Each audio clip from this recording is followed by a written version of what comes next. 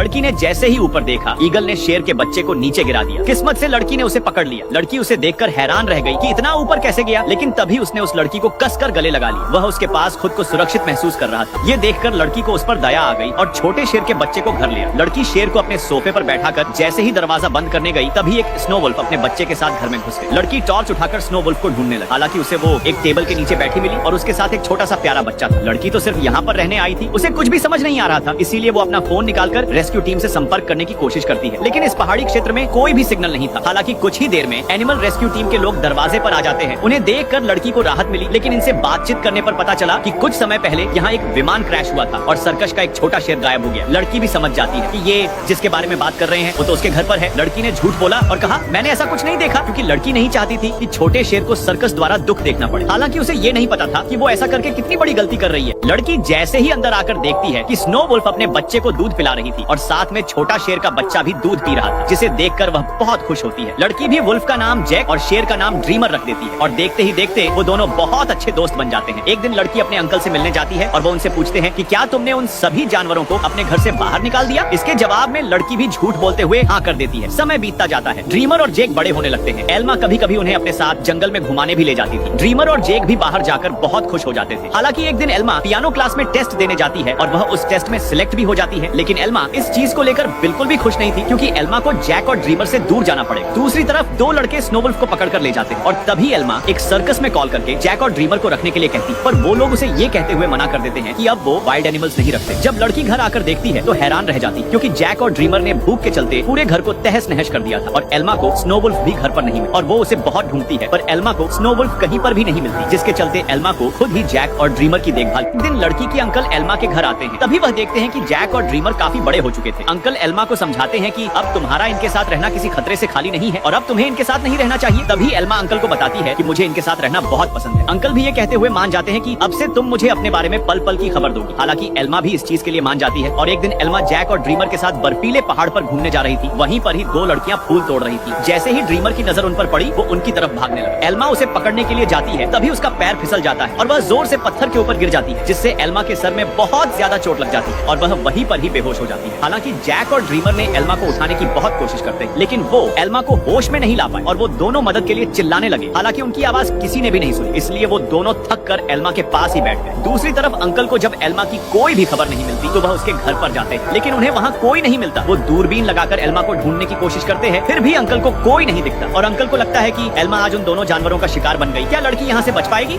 Uncle Elma को call करते हैं तो उन्हें कोई जवाब नहीं मिलता। तभी अंकल अपनी दूरबीन लेकर एल्मा को ढूंढने के लिए निकल जाते हैं। हालांकि वो एल्मा को ढूंढते ढूंढते झील के किनारे तक पहुंच जाते हैं। तभी जैक को अंकल की आवाज सुनाई देती है और जैक भी अंकल की आवाज सुनकर जोर से चिल्लाता है। जैसे ही अंकल को जैक की आवाज सुनाई देती है, वो अपनी दूरबीन लगाकर देखते हैं। तभी उन्हें जैक और ड्रीमर एल्मा के दोनों तरफ बैठे दिखाई देते हैं। अंकल ये सब देखकर डर जाते हैं और एनिमल रेस्क्यू टीम को कॉल करते हैं, लेकिन उन्हें कोई जवाब नहीं मिलता। अंकल को न चाहते हुए भी फॉरेस्ट रेंजर को कॉल करना पड़ता है। कुछ ही देर बाद वो यहाँ आकर जैक और ड्रीमर को अपने साथ ले जाता है और दोनों को सर्कस के मालिक के हवाले कर देते हैं। हालांकि उनको भी जैक और ड्रीमर की बहुत ज्यादा जरूरत थी और एल्मा को इलाज के लिए हॉस्पिटल में भर्ती करवा देते हैं। तभी डॉक्टर अंकल को बताते हैं कि अगर वो दोनों एल्मा के पास बैठकर अपने शरीर की गर्मी नहीं देते तो एल्मा का ठंड के चलते बचना मुश्किल था। हालांकि कुछ ही देर बाद एल्मा को होश आ जाता है। वो जैक और ड्रीमर के बारे में अपने अंकल को पूछती है। अंकल भी उसे सब कुछ साफ साफ बता देते हैं। क्या लड़की जैक और ड्रीमर को ढूंढ पाएगी? एल्मा अपने अंकल के साथ जैक और ड्रीमर को देखने के लिए फॉरेस्ट रेंजर के पास आती। तभी वो उसे बताता है कि अब वो एक सर्कस के मालिक के पास है। ये सुनकर एल्मा गुस्सा हो जाती है और चिल्लाते हुए बताती है कि मैंने उन दोनों को बच्चे की तरह पाला है और तुमने उन्हें बंधी बनाकर रखने के लिए भेज दिया। तभी एल्मा अपनी जिद के चलते उनका पता लगाने के लिए सर्कस के मालिक से कांटेक्ट करती। सर्कस का मालिक एल्मा को बताता है कि वो एक जंगली जानवर यहाँ अपनी प्रजाति के साथ रहकर वो बहुत खुश है। अगर तुम इसे खुश देखना चाहती हो तो इसे यही रहने देना होगा। एल्मा भी उसकी बात मान जाती है, लेकिन वो अंदर ही अंदर ड्रीमर को सर्कस से बचाने का सोच लेती, क्योंकि वो जानती थी कि सर्कस में सभी ड्रीमर को टॉर्चर कर रहे होंगे। इसीलिए वो शहर में लगने वाले सभी सर्कस में उसे ढूंढने लग जाती है। लेकिन वह ओलान के सर्कस को नहीं ढूंढ पाती, क्योंकि उनका सर्कस रोजाना अलग अलग जगह पर शिफ्ट हो जाता था। ओलान ड्रीमर को टॉर्चर करते हुए शो दिखाने लग गया। हालांकि एक दिन जब ओलान का सर्कस दूसरी शहर जा रहा था, तभी जैक अपने दोस्त ड्रीमर की स्मेल सूंघ लेता है, जिससे उसे पता चल जाता है कि ड्रीमर मेरे आसपास ही है। और रात होते ही जैक अपने दोस्त ड्रीमर को ढूंढ भी लेता है, जो कि सर्कस के ट्रक में बंद था। जैक उसे उस ट्रक से निकालने की बहुत कोशिश करता है, लेकिन तभी सर्कस के लोग वहां आ जाते हैं। Subscribe for next.